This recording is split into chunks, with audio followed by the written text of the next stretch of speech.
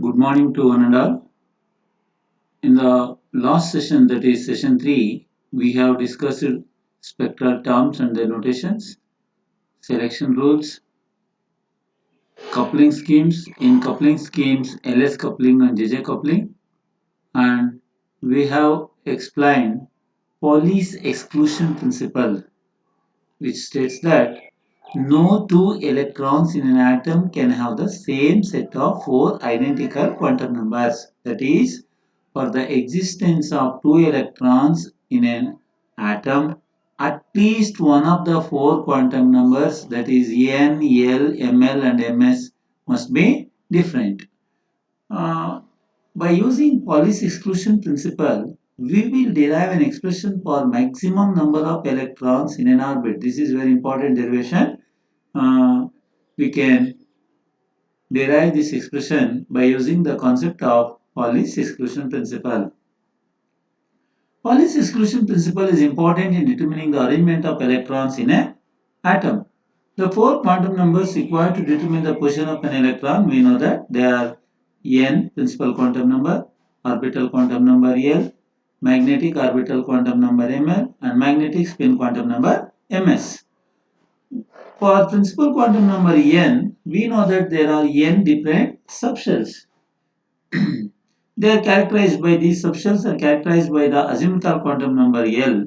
Here we know that L can take the value 0, 1, 2, 3 up to n minus 1 and they are denoted by S, P, D, F, etc. Whereas the main shells, that is n is equal to 1, 2, 3, they are denoted by K, L, M, etc.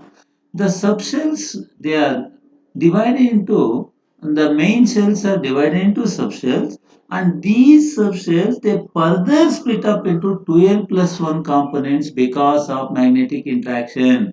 Notice this point. Already we know that main shells, that is K, L, M, N, etc. They are divided into subshells, that is L is equal to 0, 1, 2, 3, the S, P, D, F, etc.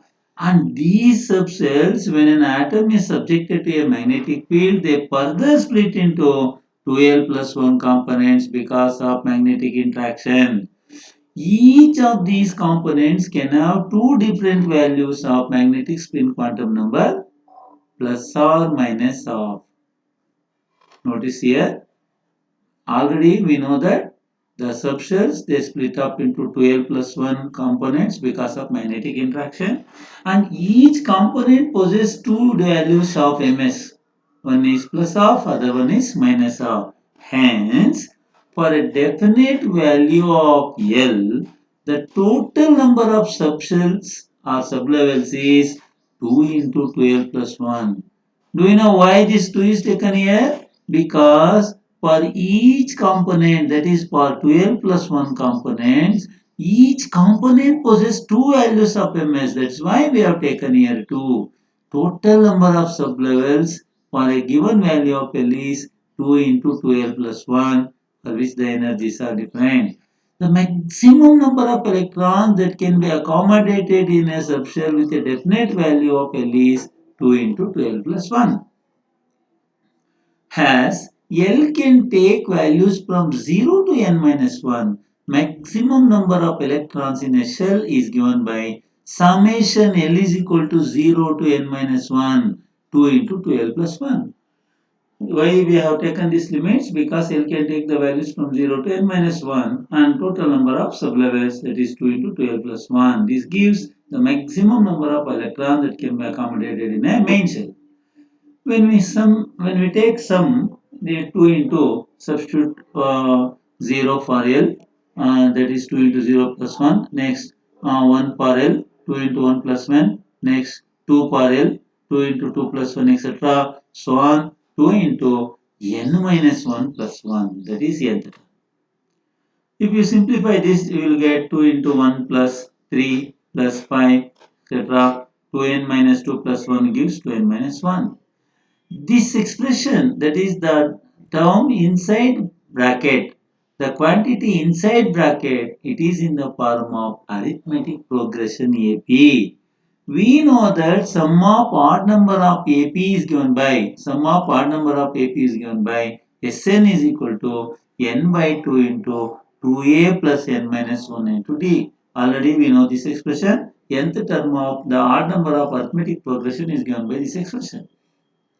The A is first term, D is common difference. In this expression, the first term is 1 and common difference is 2. If we substitute these values and simplifying, we will get maximum number of electrons, that is N max is equal to 2 into N by 2 into A value 1 plus N minus 1 into D value is 2. Simplifying by removing the brackets, we will get 2n square. This is the expression for maximum number of electrons that can be accommodated in a main shell. Important derivation. You can derive this expression by using Pauli's exclusion principle. See, we got the expression for maximum number of electrons in a main shell is 2n square. Is it not? If it is n is equal to 1, that is for K shell, to only 2 electrons can be accommodated in a K shell. In L shell, n is equal to 2. N is equal to 2 means 2 square is 4, 4 2 is 8. 8 electrons can be accommodated in L shell and so on. Okay. Next, we can proceed to spectra of alkali elements, that is sodium D line. Fine structure of sodium D line we will discuss here. We know that in Bohr's atom model, we have discussed the origin of spectral lines, that is Lyman, Balmer, Paschen, Brackett, Punt series. Similarly, in alkali elements, for example, sodium, potassium, lithium, etc., they contain one valence electron. Notice this point. Alkali elements like sodium, potassium, etc., contain one valence electron in the outermost orbit, and it is hydrogen-like. We know that in case of hydrogen, there is only one electron. So, even on alkali elements also, it contains only one valence electron. Therefore, they are hydrogen-like atoms. The spectra of these elements are similar to that of hydrogen and are called alkali spectra. Already we have studied the spectra of hydrogen atom, that is Lyman, Balmer, Paschen, Brackett, Punt series. This is also similar to hydrogen, is it not? The frequency of spectral lines of alkali spectra is given by nu bar equals 1 upon lambda, which is equal to R into 1 upon n1 minus alpha whole square minus 1 upon n2 minus beta whole square. See here, in case of hydrogen, we have the expression for wave number nu bar is equal to R into 1 upon n1 square minus 1 upon n2 square. But here it is R into 1 upon n1 minus alpha whole square minus 1 by n2 minus beta whole square. Here alpha and beta, they are characteristic constants of the given element. Depending upon the values of n1 and n2, these spectral lines are classified into different series. Let us see how we can classify this spectral series based on the values of n1 and n2. First one, when n1 is equal to 1 and n2 is equal to 1 to 3, we get sharp series. Sharp series of spectral lines are observed. The frequency of this sharp series is given by nu bar is equal to 1 upon lambda, which is equal to R into 1 by C. In case of n1, we will take n1 value as 1. 1 by 1 minus alpha whole square minus 1 by n2 minus beta s whole square. N2 can take the values 1, 2, 3, etc. but N1 as 1. This is the expression for frequency, wave number of spectral lines of sharp series. Next one, when N1 is equal to 2 and N2 is equal to 2, 3, 4, etc. principal series of spectral lines are observed. The wave number of these spectral lines is given by nu bar is equal to R into 1 upon 2 minus alpha. Here, in case of N1, we will take 2 and N2 value 2, 3, 4, etc. beta P. Next, when N1 is equal to 3 and N2 is equal to 3, 4, 5, etc., then we will get diffuse series of spectral lines. The wave number of these spectral lines is given by R into 1 upon 3 minus alpha whole square. Instead of N1, Here we will take 3. N1 value as 3 and N2 as 3, 4, 5, etc. minus beta d whole square. This is the expression for wave number of diffuse series of alkali spectra. And last one is based on the values of N1 is equal to 4 and N2 is equal to 4, 5, 6. You will get fundamental series of spectral lines. The wave number of these spectral lines is given by R into 1 upon 4 minus alpha whole square minus 1 upon n2 minus beta f whole square. So here, in case of sharp series, we have taken beta s. In case of principal series, beta p. In case of diffuse series, beta d. And in case of fundamental series, beta f. These beta s, beta p, beta d, and beta f are all characteristic constants which depends upon nature of the element. This is regarding alkali spectra. Similar to hydrogen, alkali atoms they shows spectral lines whose frequency and wave number is given by these relations. Okay. Now let us see how we can explain the fine structure of sodium D line. What is this fine structure? Observations of the spectrum of sodium light shows that it consists of two lines very close to each other and it is called as sodium D line. When two lines are observed which are very close to each other, we call it as fine structure of sodium D line. The D line belongs to principal series which are due to the transition from P state to S state. It belongs to principal series which are due to transition from P state to S state. For P state, we have the value L is equal to 1, S is equal to half. For L is equal to 1, multiplicity value is multiplicity is given by 2s plus 1. If you substitute s value as half, then you will get 2 j value L plus or minus s, that is 1 plus half, 1 minus half. 1 plus half is 3 by 2, 1 minus half is half. We got two values for j and multiplicity is 2, so that you can write the spectral terms which we have already discussed. The spectral terms for this is given by multiplicity is 2, L is 1, therefore it is denoted by P, and J value is 3 by 2, and multiplicity 2, L value 1, therefore it is denoted by P, and J value is half. These are the two spectral terms for P state, that is L is equal to 1 and S is equal to half. Similarly, for the S state, L value is 0. When L value is 0, we have S value of multiplicity will get 2, but J value is only 1 by 2. Here we won't get two values because L is 0. Is it not? J value is 1 by 2. Therefore, only one spectral term is possible for ground state, that is 2s 1 by 2. See here, in P state we have two spectral terms, two energy levels, L value 1 and J value 3 by 2 and half, and spectral terms is 2p 3 by 2, 2p 1 by 2, and for S state only one energy level, L value 0, J value half, and spectral term is 2s half. Here we can see that two type of transitions takes place, that is from 2p 1 by 2 to 2s 1 by 2, that is d1, and 2p 3 by 2 to 2s 1 by 2, that is d2. By using the selection rule, delta L is equal to plus or minus 1 and delta J is equal to plus or minus 1 and 0, the d1 line is due to transition from 2p 1 by 2 to 2s 1 by 2, and this gives rise to a spectral line of wavelength 5896 angstrom. The D2 line is due to the transition from 2p3 by 2 to 2s1 by 2, and this gives rise to a spectral line of wavelength 5890 angstrom. This explains the doublet fine structure of sodium D line. From this we can see that why we will observe two closely spaced lines in sodium D line. This is called fine structure of sodium D line. What is Larmor precision?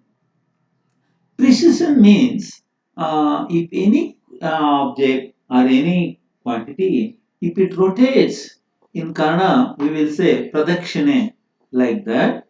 Here, when an atom is kept in a magnetic field B, the orbital angular momentum L revolves around the field direction with a constant angular velocity. See here, this L vector, it revolves around field direction with a constant angular velocity. This is called Larmor precession.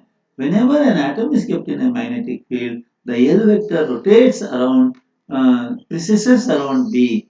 The rotation of L vector about the applied magnetic field direction is called Larmor precession. What is Larmor precision? It is the rotation. It is the precision of orbital angular momentum vector about the applied magnetic field direction. It is called Larmor precision. The angular velocity with which this L vector rotates around the field direction is given by omega is equal to Ev by 2m. This is the expression for the velocity, angular velocity with which L vector precesses around the field direction. By using this expression, you can obtain the expression for Larmor precession frequency. We know that omega is equal to 2 pi f. Therefore, f here, f is denoted by nu L because it is Larmor precession frequency, it is denoted by nu L. Nu L is equal to omega by 2 pi. Substituting for omega, that is Ev by 2m into 2 pi, you will get Ev by 4 pi m. 2 2s are 4. Ev by 4 pi m. This is the expression for Larmor precession frequency. What is Larmor precession? The rotation of the orbital angular momentum vector about the magnetic field direction applied is called Larmor precession. The expression for Larmor precession frequency is given by Ev by 4 pi m. Okay. This is regarding expression for Larmor precession. And next one is, what is magnetic moment due to orbital motion of electron? It is also called Bohr magneton. Obtain an expression for magnetic moment due to orbital motion of electron or Bohr magneton. Then you have to derive this simple derivation. For this, we will consider an electron of charge E and mass m moving around a nucleus in an elliptical orbit of area A. We will consider an electron of mass m and charge E revolving in an elliptical orbit of area A. Let the period of revolution of this electron be capital T. Capital T is taken as period of revolution. We know that current is nothing but rate of flow of charge. Therefore, the current due to this orbital motion is given by I is equal to E by T. We have the expression for current I is equal to Q by T. By using that expression, we can write the expression for current due to a revolving electron as I is equal to E by T. The electron orbit can be considered to be equivalent to a magnetic shell of strength E by T. We know that whenever a charged particle is in motion, magnetic field will be produced. Electron being a charged particle, when it revolves around the nucleus, it will produce a magnetic field that is called magnetic shell of strength E by T. The magnetic moment associated with the orbit is given by mu L is equal to, we know that magnetic moment is given by product of current and area. Current is given by E by T into area. What is the expression for area of ellipse? Area of elliptical orbit is given by integral 0 to t 1 by 2 r square d theta, where d theta is the angle made by the radius vector with the major axis. This is the expression for area of elliptical orbit in some integration 0 to t 1 by 2 r square d theta. The orbital angular momentum PL is given by mr square d theta by dt. This is the expression for orbital angular momentum PL, which is given by mr square d theta by dt. Therefore, what is d theta from this expression? D theta is given by PL dt by mr square. If you substitute the value of d theta in the expression for A, then you will get A is equal to integral 0 to t 1 by 2 r square d theta is given by PL dt by m square. So here for d theta we have substituted PL dt by m r square get cancelled. By integrating you will get dt as capital T. Therefore PL by 2m into capital T. This is the expression for area of elliptical orbit. Magnetic moment due to orbital motion mu is given by product of current and area. Current is given by E by T into area is given by PL by 2m into T. TT get cancelled. You will get EPL by 2m. Mu L is given by E by 2m into PL. But PL, orbital angular momentum, is given by root of L into L plus 1 h by 2 pi or h cross. Already we have discussed this in quantum numbers associated with vector atom model. If you substitute the value of PL in this expression, you will get mu L is equal to root of L into L plus 1 E h by 4 pi m. Is it not? Or mu L is equal to root of L into L plus 1 mu B, where mu B is equal to EH by 4 pi m. This is called Bohr magneton. The magnetic moment associated the electron while revolving in first orbit. It is given by Bohr magneton. This is the expression for Bohr magneton. It's EH by 4 pi m. And if you substitute the values of these constants EH, 4 pi m, and simplifying, you will get the value of Bohr magneton as 9.247 into 10 to the power of minus 24 joule per Tesla, and is called Bohr magneton. This is the value of mu B, Bohr magneton. Okay. Now I will stop here. Next class session we will discuss another very important topic, Stern Garlock experiment. Okay. Thank you.